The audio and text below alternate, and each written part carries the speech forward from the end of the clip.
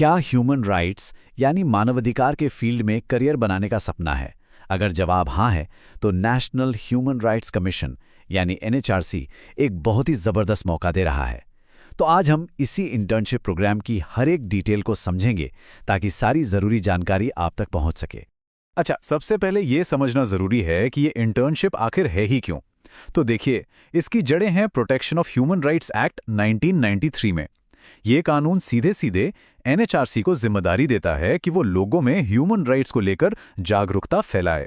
तो ये सिर्फ कोई कागजी बात नहीं है, ये उनके मिशन का एक बहुत ही अहम हिस्सा है।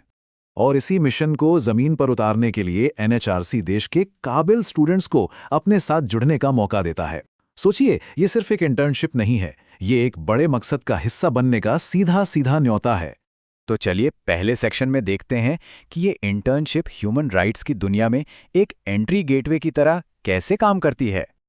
आपको बताइए, कोई नया नवेला प्रोग्राम नहीं है। ये 1998 से लगातार चल रहा है और इसका मकसद हमेशा से यही रहा है कि स्टूडेंट्स को सिर्फ किताबी ज्ञान न मिले बल्कि ह्यूमन राइट्स का प्रैक्टिकल एक्सपीरियंस मिले। और सबसे बढ़िया बात, इसमें शामिल होने के लिए 2 अलग अलग रास्ते भी हैं। तो दूसरा सेक्शन इसी पर है, 2 रास्ते, इन पर्सन या ऑनलाइन। आइए अब इन दोनों की तुलना करके देखते हैं कि कौन सा किसके लिए बेहतर है। तो देखिए, यहाँ 2 ऑप्शन है। पहला है इन पर्सन प्रोग्राम जो दिल्ली में होता है। ये 4 हफ्ते का होता है और इसमें 12,000 रुपए का स्टाइपेंड प्लस आने जाने का किराया भी मिलता है। दूसरा है ऑनलाइन प्रोग्राम जो आप घर बैठे कर सकते हैं। ये 2 हफ्ते का है और इसमें 2,000 रुपए का स्टाइपेंड है। दोनों में ही लगभग 80 इंटर्न्स लिए जाते हैं, लेकिन जाहिर है दोनों का एक्सपीरियंस बिल्कुल अलग होगा। चलिए अब जरा पहले वाले ऑप्शन को, यानी 4 हफ्ते के इन पर्सन प्रोग्राम को थोड़ा और करीब से देखते हैं। ये एक बहुत ही इंटेंसिव एक्सपीरियंस होता है। सबसे पहले पैसों की बात करते हैं। इसमें न सिर्फ 12,000 रुपए का स्टाइपेंड है, बल्कि अपने शहर से दिल्ली आने जाने का 3rd AC ट्रेन का किराया भी कवर होता है। इससे साफ पता चलता है कि एनएचआरसी अपने इंटर्न्स के काम और मेहनत को कितनी वैल्यू देता है। हाँ, लेकिन एक बात का ध्यान रखना है, इसके लिए एलिजिबिलिटी थोड़ी सख्त है। ये खास तौर पर लॉ या सोशल साइंसेस के उन स्टूडेंट्स के लिए है जो अपने कोर्स के आखिरी सालों में हैं। और सबसे ज़रूरी बात ये कि क्लास 12 से लेकर अब तक हर एग्जाम में कम से कम 65% मार्क्स होने चाहिए। लेकिन अगर कोई दिल्ली नहीं जा सकता तो कोई बात नहीं। अब बात करते हैं ऑनलाइन इंटर्नशिप्स की। ये घर बैठे बैठे एनएचआरसी से जुड़ने का एक बेहतरीन मौका है। ऑनलाइन प्रोग्राम 2 हफ्ते का होता है और इसमें 2,000 रुपए का स्टाइपेंड मिलता है।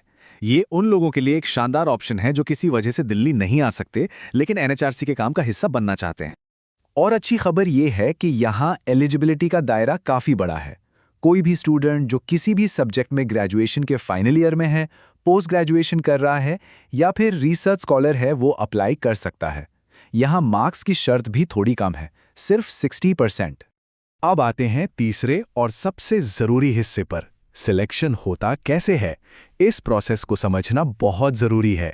आपके एप्लीकेशन का सबसे ज़रूरी हिस्सा होता है स्टेटमेंट ऑफ पर्पस यानी SOP। इसमें आपको समझाना होता है कि आप ये इंटर्नशिप क्यों करना चाहते हैं। वर्ड लिमिट का ज़रूर ध्यान रखें। इन पर्सन के लिए 300 से 500 शब्द और ऑनलाइन के लिए 250 शब्द। इसे बहुत सोच समझ कर लिखना होगा। तो सिलेक्शन का फॉर्मूला क्या है? ये पूरा 100 नंबर के सिस्टम पर बेस्ड है। 30 नंबर आपके 12वीं के मार्क्स के, 40 नंबर ग्रेजुएशन के मार्क्स के और 30 नंबर सीधे सीधे आपके SOP के। मतलब साफ है, अच्छा एकेडमिक रिकॉर्ड और आपकी पर्सनल मोटिवेशन दोनों ही बराबर के जरूरी हैं। इसके अलावा 3 और बहुत ज़रूरी बातें हैं जो दिमाग में रखनी हैं। पहली, अगर किसी के पास रिसर्च का थोड़ा बहुत भी अनुभव है तो उसे प्राथमिकता दी जाएगी। दूसरी, अगर कोई पहले ये इंटर्नशिप कर चुका है तो वो दोबारा अप्लाई नहीं कर सकता। और तीसरी, आपका कॉलेज या यूनिवर्सिटी UGC से मान्यता प्राप्त होना चाहिए। और अब आते हैं आखिरी हिस्से पर। तो अब आगे क्या करना है और इस पूरे अनुभव से क्या बड़ा असर पड़ सकता है? अप्लाई करने का प्रोसेस बहुत सीधा साधा है। पहला स्टेप, NRCC की वेबसाइट पर लगातार नजर रखें। दूसरा स्टेप, अपनी एलिजिबिलिटी ठीक से चेक कर लें।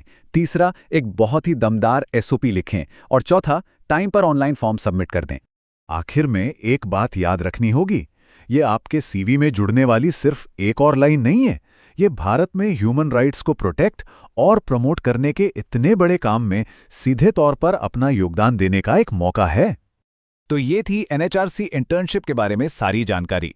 लेकिन ये सिर्फ एक मौका नहीं, ये एक जिम्मेदारी भी है। अब असली सवाल तो ये है, कोई भी मानवाधिकारों के भविष्य में अपना योगदान कैसे देगा?